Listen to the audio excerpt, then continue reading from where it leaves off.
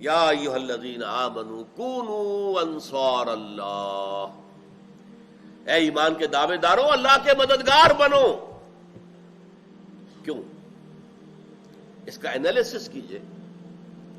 دین اللہ کا ہے، دین حق، اللہ کی حکومت قائم کرنے کے لیے اگر تم تن من دھن لگا رہے ہو تو گویا کہ یہ اللہ کی مدد ہے۔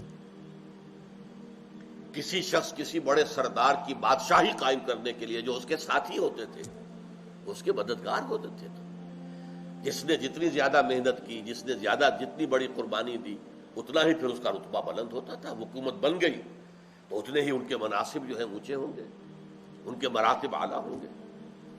تو یہ کائنات جو ہے اللہ کی، یہ زمین اللہ کی، یہاں اللہ کی حکومت قائم کرنے کے لیے جہاد کی غرض و غایت کیا ہے؟